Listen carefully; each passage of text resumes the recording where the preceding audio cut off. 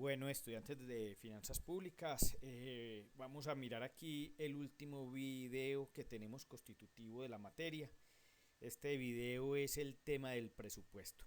Y el presupuesto lo tenemos que mirar de acuerdo a cómo está normatizado en Colombia, y la norma que nos rige es el decreto 111 del 96.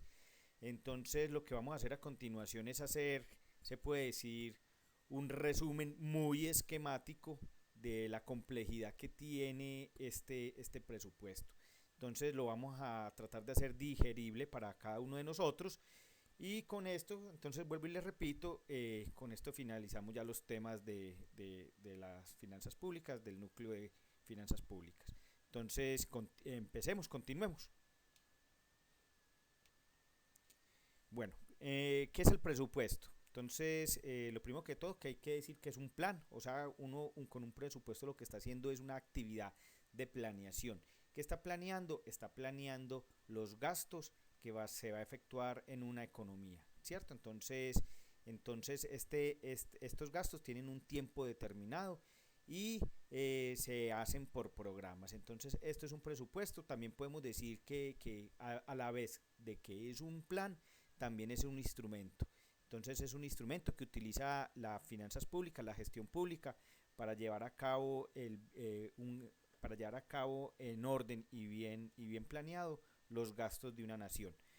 Bueno, y quiero resaltar una frase pues de un economista famoso que es el esqueleto del Estado desprovisto de ideologías. Con esto quiere decir Schumpeter que si todos los estados planean sus gastos y lo planean de una manera precisa, todas esas vertientes ideológicas que nosotros veíamos en las semanas pasadas pueden ser matizadas, pueden ser disminuidas. Entonces, lo importante es acá mirar que la planeación, los instrumentos y el esqueleto del Estado se logra a través de los presupuestos. Pero también quiero hacerles una aclaración. Me he referido en términos de gastos, pero también significa ingresos. Lo que pasa es que los ingresos dependen en todo caso de la actividad económica y de cómo se diseñen en las políticas públicas en el Congreso con las diferentes reformas tributarias. Entonces, cuando hacemos el presupuesto, está más enfocado en el tema de los gastos, pero sí tiene en cuenta los ingresos, y tiene en cuenta los ingresos porque para poder saber cuánto se va a gastar hay que tener un estimado de cuánto puede el país llegar a recaudar. El país no siempre recauda lo mismo. Esa recaudación puede variar de acuerdo a la actividad económica y la realidad económica. Entonces es importante tener eso presente. En otros cursos yo les he hecho una gráfica que les muestra lo que les acabo de comentar. En este curso no lo vamos a mirar, pero es una gráfica donde se muestra que los gastos por los presupuestos son constantes en un año y van aumentando año a año, pero en un año son constantes, mientras los ingresos de una nación, o sea, los tributos, van a variar dependiendo del ciclo económico. Entonces eso es muy importante tener en cuenta esa relación. Ahora, después de estos comentarios sobre lo que es un presupuesto, pues miremos efectivamente qué es un presupuesto definido por el decreto. Entonces, paso a leer a continuación esta diapositiva para que nos quede absolutamente claro. Entonces, el presupuesto público es un instrumento de carácter financiero y económico que le permite al sector público, entre paréntesis estatal porque estamos hablando pues del sector público, planear y programar los ingresos y gastos públicos, de tal modo que al permitir su ejecución se aproxime en la mayor medida posible a las proyecciones realizadas. Entonces ya sabemos, tenemos que hacer una presupuestación enfocada en la realidad, porque cuando lo enfocamos en la realidad, pues esa realidad implica que usted está haciendo proyecciones hacia el futuro y que todo gasto que usted haga tiene que estar enmarcado a esa proyección que ha anticipado con anterioridad. Bueno, continuamos leyendo la diapositiva y dice así, es decir, que el presupuesto público es una herramienta, lo que ya habíamos dicho antes, para coayudar al cumplimiento de los planes y programas de desarrollo económico y social de inversión pública que se proponga el gobierno. Bueno, yo creo que con esto ya tenemos una definición del presupuesto. Vamos a entrar en otras materias del presupuesto. Bueno, los presupuestos tienen un principio. Como lo tenían los ingresos, los tributos de un país, pues los presupuestos también tienen unos principios. Vamos a leerlos y donde sea necesario, pues lo entramos a explicar. Entonces, el primer principio es el de planificación. El presupuesto general de la nación debe guardar concordancia con el Plan Nacional de Desarrollo, Plan Financiero, Plan Operativo Anual de Inversiones. Esto quiere decir, ya y nos adelantamos, de que cuando nosotros tenemos el principio de la planificación, nos cogemos otras herramientas al interior de la presupuestación para hacer la planificación. Esas herramientas son las que están ahí enumeradas, o sea, y son el Plan Nacional de Desarrollo, el Plan Financiero y el Plan Operativo Anual de Inversiones. Ahora más adelante comentamos un poco sobre esto, de cómo se lleva a cabo y quién está a cargo de hacer esto. Anualidad, es decir, estos presupuestos se hacen anuales y se llama anual fiscal, o sea, el año fiscal. Los años fiscales en Colombia terminan el 31 de diciembre y empiezan el 1 de enero. Esta anualidad no es así en todos los países. Hay otros países donde el año fiscal empieza en abril y termina en marzo. Entonces es importante tener en cuenta que cada país tendrá su anualidad a la hora de tener en cuenta el plan para hacer el presupuesto. Entonces la anualidad es importante en un presupuesto. La universalidad. El presupuesto contiene la totalidad de los gastos que se espera realizar durante la vigencia fiscal respectiva. ¿Esto qué quiere decir? De que un presupuesto no puede ser parcial. Sería equivocado tratar de hacer una planeación parcializada. Solamente decir, vamos a planear el 50% de nuestros gastos, no tendría sentido, porque no cumpliría el objetivo, y el objetivo es tener muy bien organizado el Estado. Cuando el Estado está muy organizado, se evitan las evasiones y las elusiones y se evitan también los problemas de corrupción. Cuando se hace una planeación adecuada, la planeación te permite disminuir los riesgos de apropiaciones indebidas de los recursos. Además, pues de que el país ya cuenta con una idea de lo que se va a gastar y no se gastaría ni más ni menos de lo que está planeando. Entonces la universalidad quiere decir de que tiene que recoger todas las variables posibles de un presupuesto, incluido en los presupuestos, incluido los temas que se salen por situaciones adversas o por situaciones de emergencia. Entonces en esa situación los estados también programan unos dineros que no se sabe cuánto va a ser, uno nunca sabe cuándo va a crecer un río, cuándo se van a destruir carreteras, van a caer derrumbes, etcétera, etcétera. Entonces el estado tiene que dejar unos dineros como en reserva para ese tipo de eventualidades. Entonces con eso les estoy queriendo decir que la universalidad es un principio fundamental porque debe incluir absolutamente todos los gastos del Estado, incluidas las obras públicas de largo plazo. Bueno, hay otro principio que se llama el de unidad de caja. Hay que decir que no todos los países del mundo tienen la unidad de caja como principio, nosotros tenemos ese principio. Y dice que todos los dineros recaudados, cualquiera sea su procedencia, van a un fondo común. ¿Qué quiere decir esto? Quiere decir que es como si nosotros no tuviéramos sino una cuenta de ahorros o una cuenta corrientes para el Estado y que a partir de ahí se sacan todos los recursos para cubrir lo que se planeó. Otros países posiblemente tengan 2, 3, 4 cuentas, entonces no tienen unidad de caja. Sacan los recursos de diferentes cuentas. Acá es como si la nación tuviera una sola contabilidad y de esa sola contabilidad se sacan los recursos que se van a utilizar. Bueno, la programación integral. El programa presupuestal incluye las obras complementarias que garantizan su cabal ejecución. Entonces, como les decía ahora, en la parte de la universidad hay que tener en cuenta muchas veces las cosas adversas.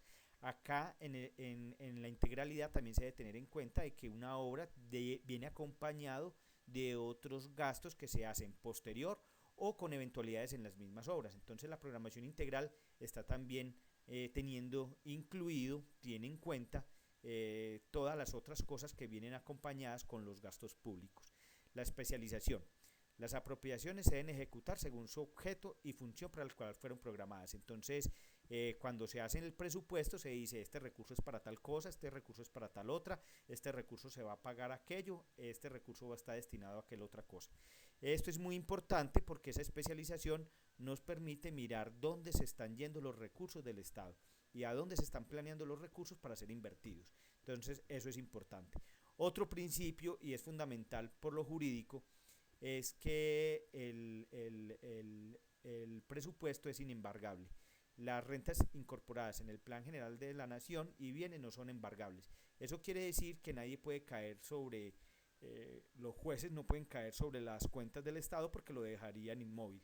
Entonces es la única cuenta sobre la que las acciones jurídicas y los privados no pueden caer. La coherencia macroeconómica quiere decir que el presupuesto es compatible con las metas macroeconómicas fijadas por el gobierno y coordinación conjunta y directiva del Banco de la República. Ya vimos que el gasto del Estado tiene una influencia muy alta sobre el Producto Interno Bruto y sobre la variable de la inflación. Entonces, la idea es tener una coherencia macroeconómica, significa que esos gastos deben estar acordes con la situación económica que se presentarán en los próximos años. Entonces, gastos que no desborden el crecimiento económico y generen inflación y recalienten la economía, o si por el contrario se ve que la situación es crítica, pues entonces se organizan algunos tipos de gastos, principalmente por el lado de la inversión, para que sean aporte o coayuden al tema de la recuperación económica. La homeostasis presupuestal. El crecimiento del presupuesto debe ser congruente con el crecimiento de la economía, de tal manera que no genere desequilibrio macroeconómico.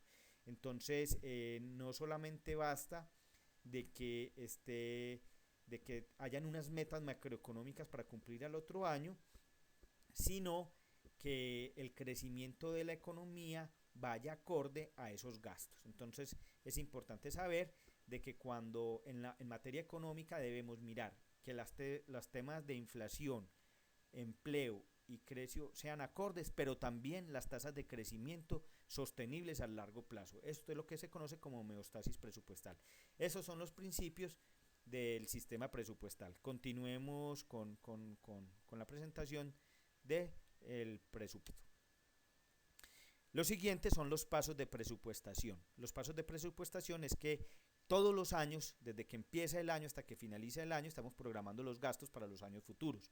Entonces, por ejemplo, desde enero tenemos que ir programando los gastos que empiezan desde enero del otro año. Y para hacer eso, pues entonces todas las administraciones públicas se meten en los siguientes planes para desarrollar el presupuesto. Entonces, lo primero es que se conoce cómo está la situación económica del país por los principios que les acabo de comentar. Miramos qué metas hay, cómo está el crecimiento y cómo está el empleo. De acuerdo a eso, entonces se hace un contexto de la política fiscal. O sea, ya sabemos la política fiscal qué metas debe cumplir para cumplir la homeostasis y para cumplir la coherencia macroeconómica. Después de ese contexto de la política fiscal, entonces el Estado debe entrar a planear esos gastos. Igualmente, se va construyendo, a partir de esa planeación se van construyendo lo que se conoce como el estatuto orgánico del presupuesto. Este estatuto orgánico es como una prepropuesta o una propuesta de lo que va a ser después aprobado como presupuesto de la nación. Y por último sale el presupuesto. Bueno, yo creo que con esto queda muy claro cuáles son los pasos de la presupuestación. Bueno, el estatuto del que hemos venido hablando hace disposiciones generales. Entonces, corresponde a las normas tendientes a asegurar la correcta ejecución del presupuesto general de la nación, las cuales regirán únicamente para el año fiscal para la cual se expiden. ¿Esto qué quiere decir? Que se tiene un presupuesto y los presupuestos entonces hay que elaborarlos de acuerdo a cómo nosotros tenemos distribuido el Estado, cómo está en la verticalidad, o como aparece en el mapa conceptual del Estado. Entonces, el Estado tiene empresas, esas empresas industriales y comerciales también tienen que hacer unos presupuestos de funcionamiento para todo el año. Por ser entes públicos, entonces tienen que estar incluidos dentro de la presupuestación. Entonces, una parte del presupuesto lo harán las empresas industriales y comerciales para mirar qué van a hacer el otro año. Por el otro lado, hacen el presupuesto general de la nación. Entonces se miran absolutamente todos los establecimientos nacionales y a partir de ahí contribuyen a la construcción de ese gran presupuesto. Y por último está lo que nosotros conocemos como el presupuesto nacional. El presupuesto nacional tiene que ver con cada una de las ramas del poder. Entonces el ejecutivo, legislativo y el judicial. Ahí se van construyendo un presupuesto donde incluya el normal funcionamiento de las ramas del poder. Entonces hay que presupuestar, hay que mirar cómo garantizamos los recursos para las diferentes ramas. En el presupuesto general de la nación, ese sí se mira absolutamente todo lo que tiene que ver no solamente con los poderes, sino que también tiene que ver con los programas y planes de acción del mismo Estado. Bueno, entonces como veíamos estos tres, los podemos nosotros más o menos mirar cómo se presupuestan en esta diapositiva. Podemos ver que primero se sale un anteproyecto, cuando vamos a hacer un presupuesto público, se hace un anteproyecto, después del anteproyecto sale el proyecto, después del proyecto se lleva al Congreso de la República y se convierte en ley. Después de haber sido una ley, el Estado entra a decretarlo. Y después de decretarlo, ya cuando empieza el nuevo año fiscal, pues se ejecuta. Así se hace el presupuesto público. En las empresas industriales y comerciales del Estado, entonces se hace un anteproyecto. Del anteproyecto es mirado por las autoridades correspondientes y sale una resolución. Después de la resolución se ejecuta ese presupuesto. Y para el sistema de regalías, porque nuestra Constitución tiene algo específico para esas regalías, entonces se hace un proyecto de las regalías que se van a recibir y de una lo legislan, sacan una ley y de la ley se construye un plan ejecutorio. Entonces con esto ya tenemos todos muy claro cómo se hace o cómo se va elaborando ese presupuesto nacional. Bueno, también podemos mirar el siguiente esquema. El siguiente esquema es los pasos que sigue el presupuesto de una nación. Entonces se miran los planes, se miran varios diferentes planes constitutivos de un presupuesto. Un presupuesto tiene que tener o estar inserto en un plan de desarrollo. Acuerden que los planes de desarrollo, si es a nivel nacional del gobierno, pues entonces tiene que ser construido con políticas COMPES a partir de las promesas que hizo al electorado el Ejecutivo, y a partir de esas promesas y de los planes que tenga el gobierno nacional, pues entonces esos planes de desarrollo hay que integrarlos a la presupuestación. También tiene que tener un plan financiero, porque pues no solamente hay que mirar en qué se va a gastar la plata, sino de dónde van a salir los recursos y cómo se van a utilizar. Sale un plan operativo anual de inversiones, lo que nosotros conocemos como el POAI. Ese POAI, ese plan operativo, ya no solamente miramos cómo lo vamos a financiar, sino específicamente en qué periodo se hacen los desembolsos, a quienes se les hace el desembolso y cómo opera la parte logística o operativa de ese presupuesto. De ahí sale pues el presupuesto anual, y de acuerdo al presupuesto anual, entonces el Estado con sus contadores programan la ejecución de esos planes. La ejecución de esos programas es lo que se conoce como programa anual de caja. Bueno, conformación del sistema presupuestal. El Estatuto Orgánico del Presupuesto determina que el sistema presupuestal es constituido entonces primero por un plan financiero, como lo acabamos de ver. Ese plan financiero es un programa que establece los ingresos y los gastos de caja y sus posibilidades de financiamiento que pueden efectuarse durante el año. Régimen cambiario, política monetaria y programa anual de caja.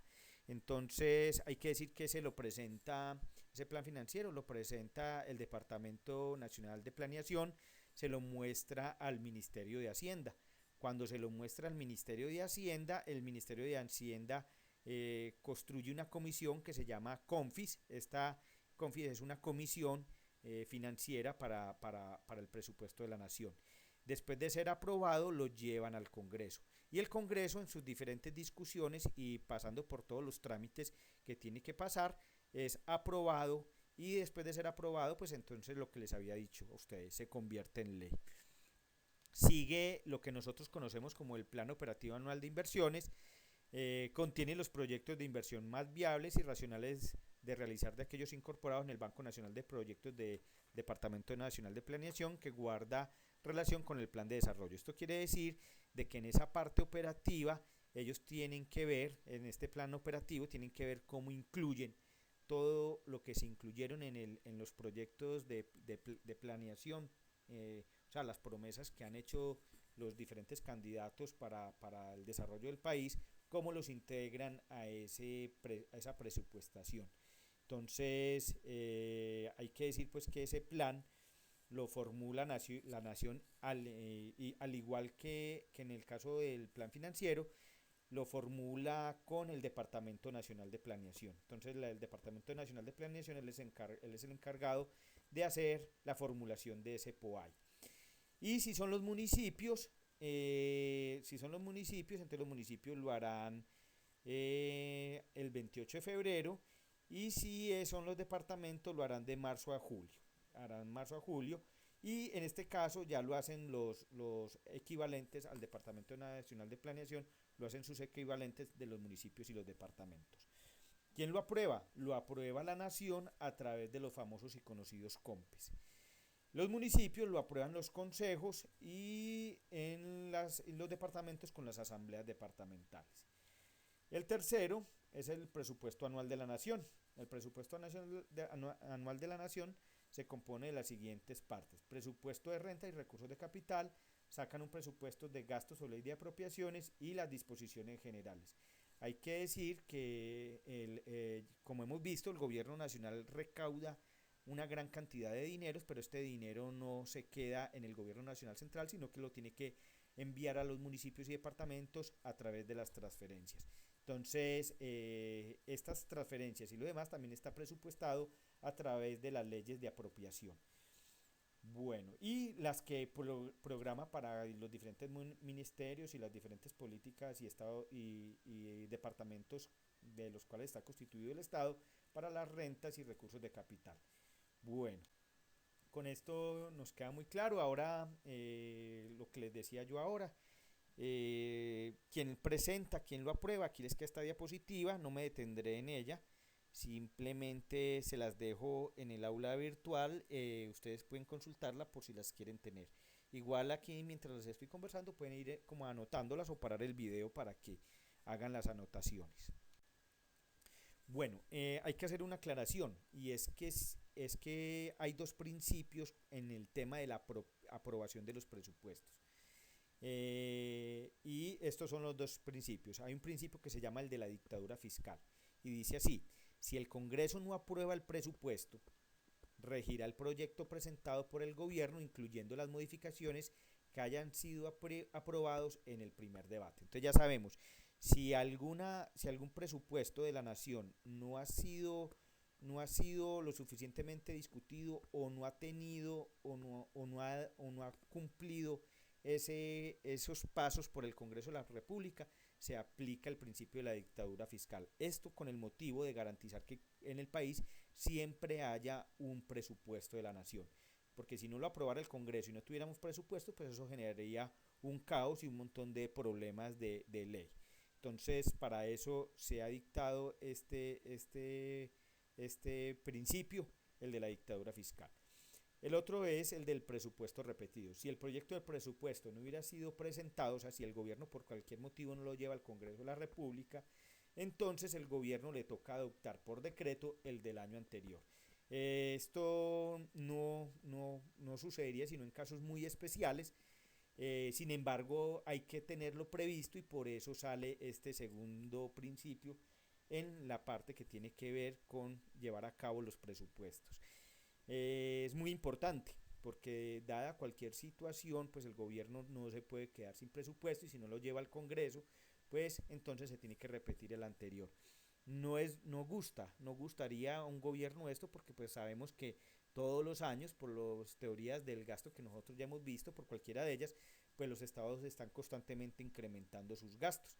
Entonces ese incremento de gastos en una situación donde no se pueda aprobar, donde no se pueda llevar ese presupuesto al Congreso de la República, entonces tendría que utilizarse el del mismo año anterior y no tendría los incrementos que espera el Estado.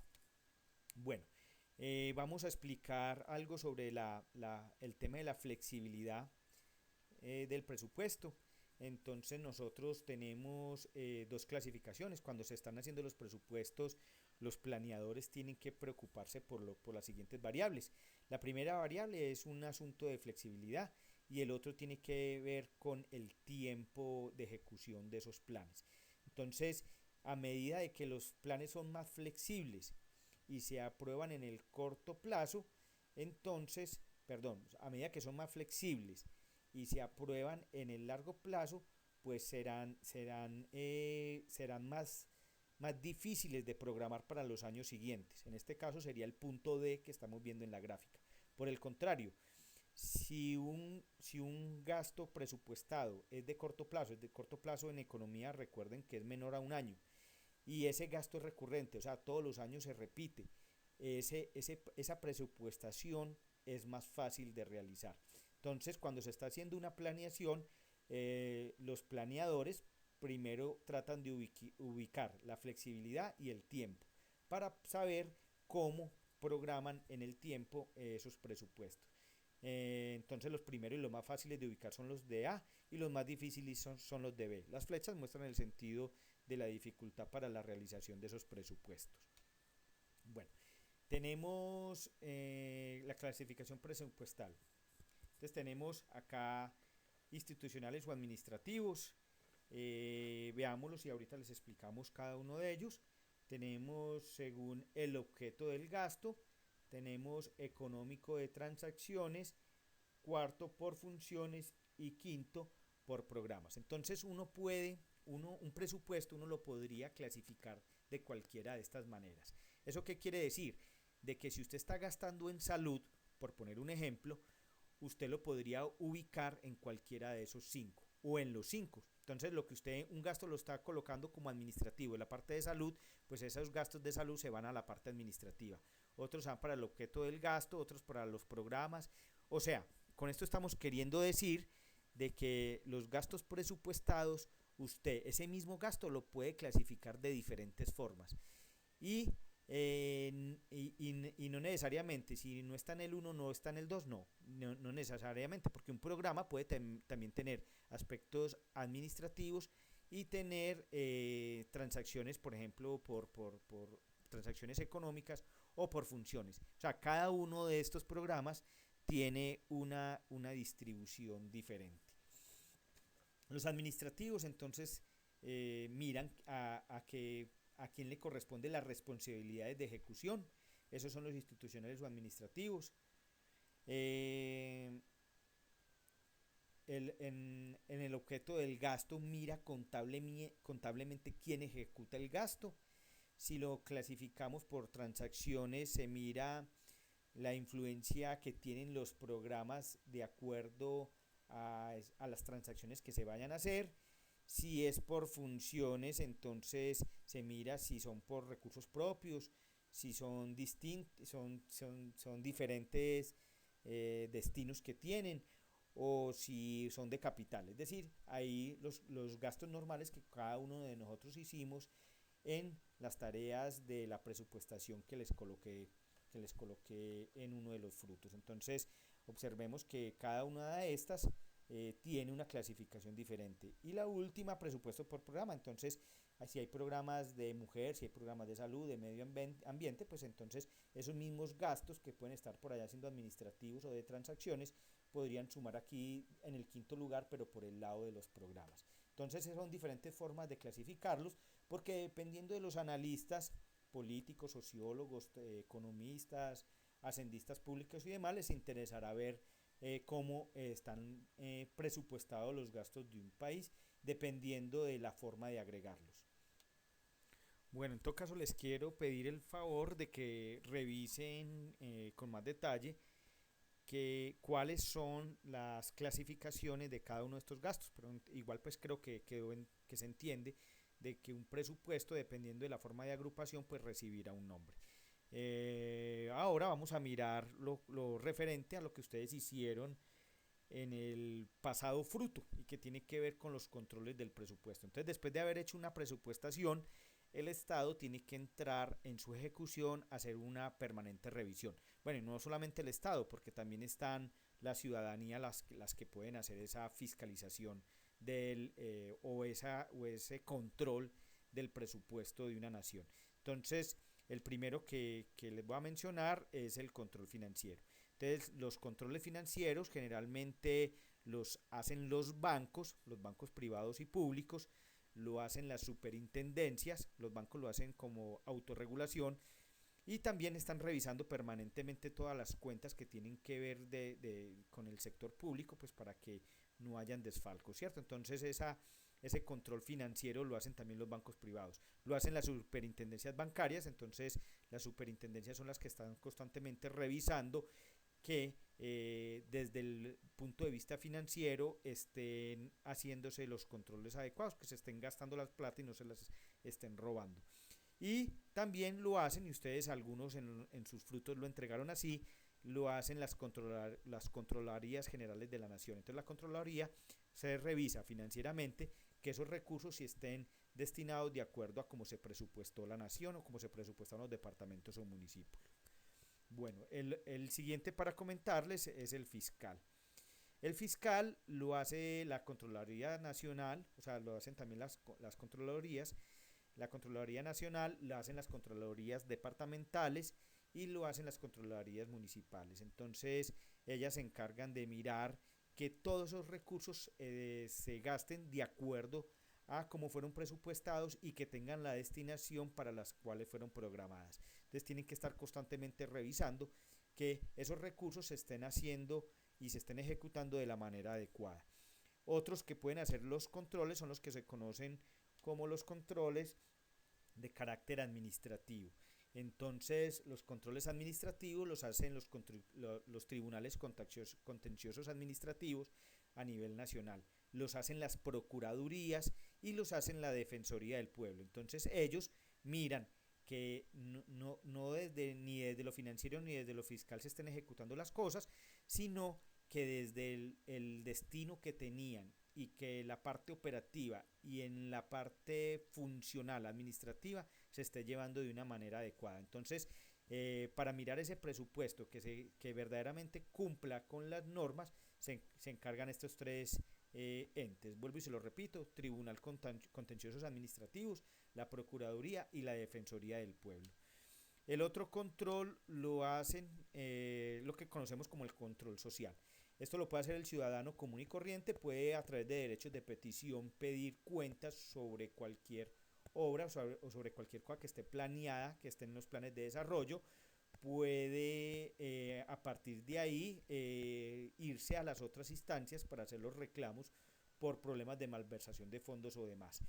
Pero más que el ciudadano del común, a través de los derechos de petición, también lo pueden realizar las veedurías ciudadanas. Entonces, en todo el país están conformadas estas veedurías para cada uno de los programas, para cada uno de los entes del Estado.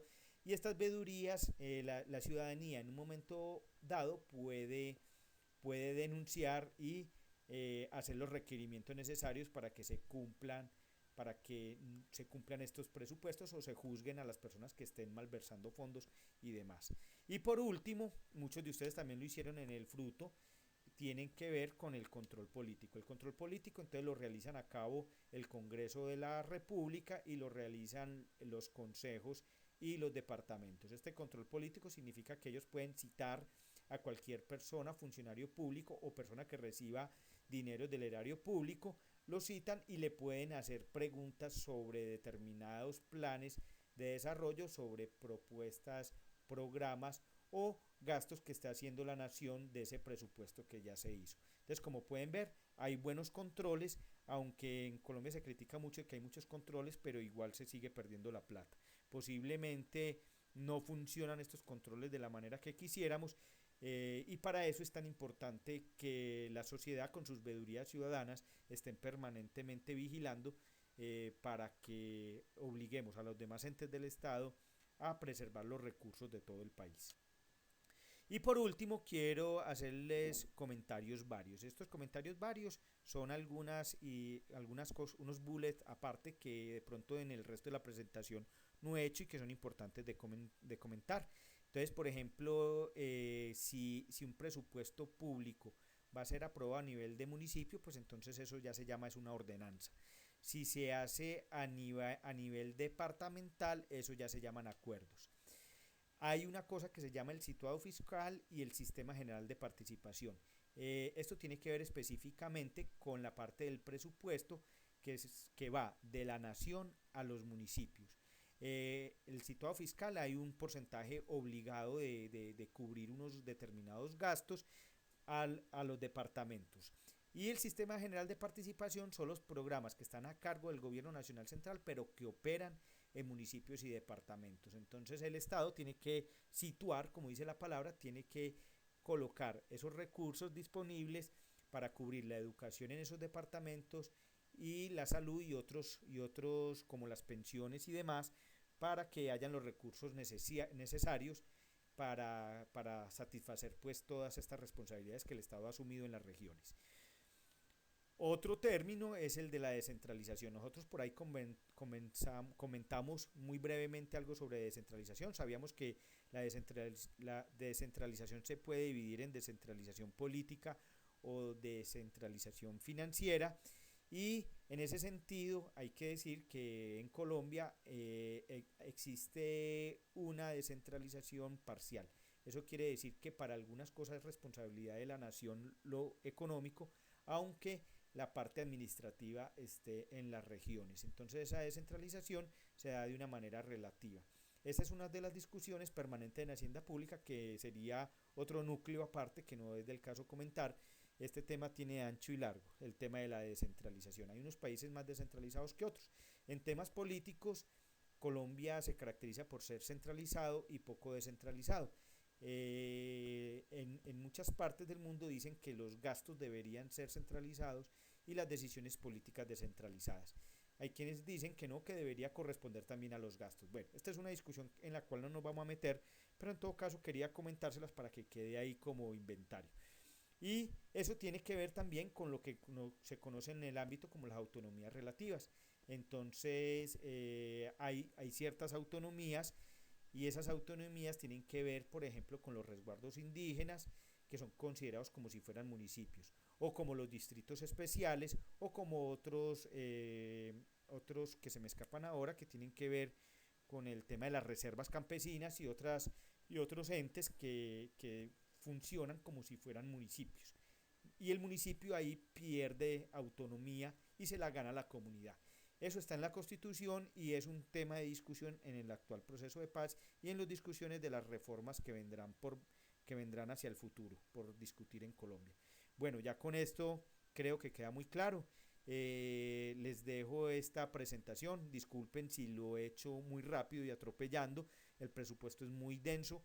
No me he querido detener mucho por cuestiones de tiempo y por espacios en YouTube que yo lo subo. Cualquier duda en todo caso será aclarada en el espacio de debates, cualquier duda será resuelta oportunamente, ojalá estos sean antes del sábado para poder tener tiempo de consultar si es del caso o responderles inmediatamente si conozco del tema. Bueno, muchas gracias a todos, por ahí derecho aprovecho para despedirme del núcleo. Espero haya cubierto sus expectativas, les haya parecido interesante el tema. Sé que en algunas ocasiones este tema es muy pesado y que el poco tiempo muchas veces atropella o sea, lo que se necesita para poder asimilar cada uno de estos temas. Yo creo que la idea general quedó bien sintetizada y creo que el núcleo recogió cada uno de los temas que nos propusimos en la guía. Espero entonces que les vaya muy bien en el examen, muy buena suerte. Hasta luego a todos.